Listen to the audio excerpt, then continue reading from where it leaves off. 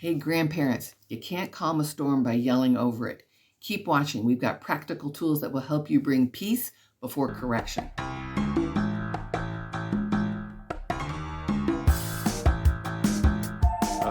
know. Put it on hold. I know. Put it on hold. I'm trying. Put it on hold. I can't. Put it on hold. It's right there. On hold. I'm going to start a fire here. Mom, Dad, Phil has to go away next week, and we need someone to watch the kids. So I was wondering, would you want to? We'd love to.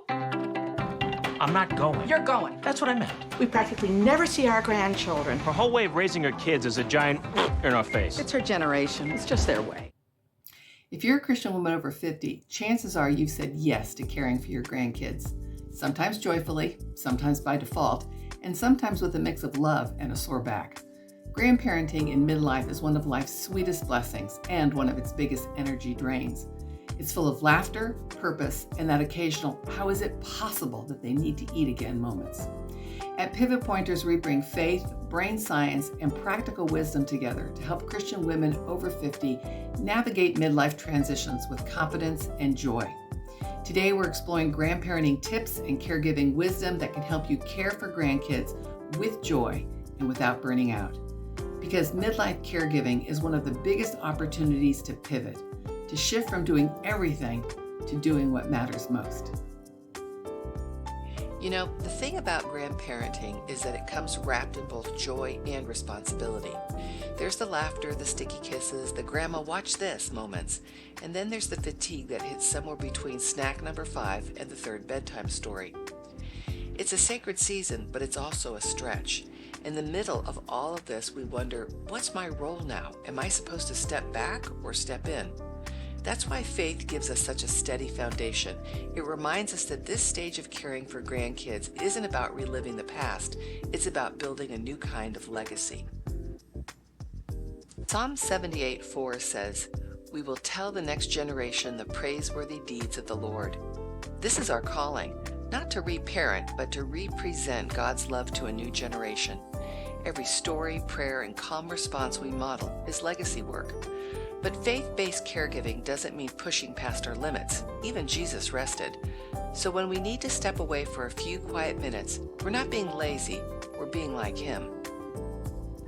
Faith-filled caregiving means showing love for God, but also with God. It's not about performing to prove your worth. It's about partnering with Him to reflect His heart in everyday moments. And while loving our grandkids is sacred work, it's also very real work. For every sweet snuggle and kitchen dance party, there are days of spilled milk, bedtime battles, and full-volume meltdowns in the cereal aisle. These moments don't mean you're doing it wrong, or that you did it wrong years ago with their parents. They simply remind us that we're caring for real, growing humans whose little brains are still learning how to manage big feelings. And that's where understanding a bit of brain science can make all the difference. Over the last 25 years, research on the human brain has exploded. We now understand things about stress, emotion, and connection that simply weren't known when we were raising our own kids. Sometimes faith tells us what to do: be patient, gentle, slow to anger, but science helps us see why it works. When we understand what's happening inside a child's brain, we can respond with both wisdom and compassion instead of frustration.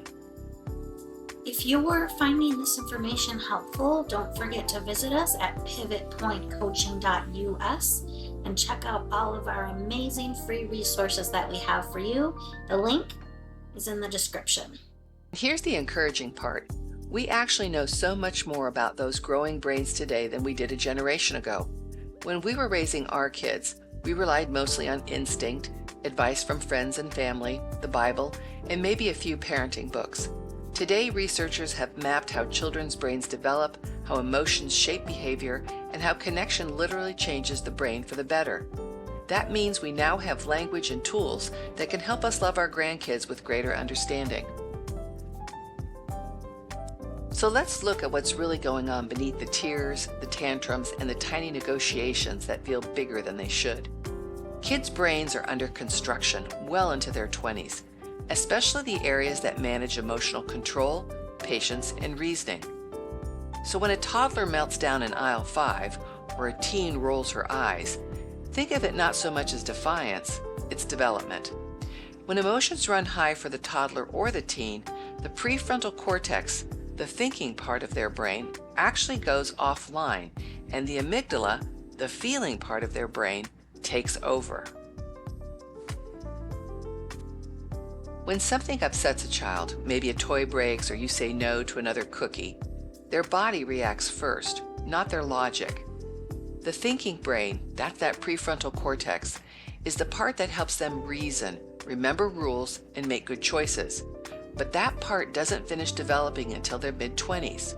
So when emotions rise, the feeling brain hits the alarm button.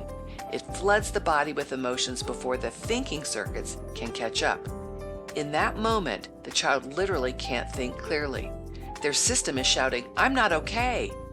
That's why explaining or correcting right then doesn't work. Their ears are open, but their logic is offline. In that emotional moment, what kids need first is called co-regulation. That's your calm voice, your low breathing, and your gentle tone signaling safety. Once they feel safe again, their thinking brain comes back online. Then you can talk, teach, or guide. That's why logic doesn't work mid-meltdown. But here's the good news. Your calm actually helps their brain find calm. Co-regulation is when a child's nervous system mirrors the adult's. Your soft tone, steady breathing, and gentle presence send the signal, "You're safe." This is true for the toddler and also true for the teen. Connection before correction. God designed us that way and wired us for relationship first, redirection second. So, the next time a little one loses it, remember, you don't have to fix the feeling. Just be the calm that they can borrow. We'd love for you to subscribe and join to the Pivot Pointers community, where faith, brain science, and practical wisdom meet real life, because every season is a chance to pivot toward peace, purpose, and joy. See you next time.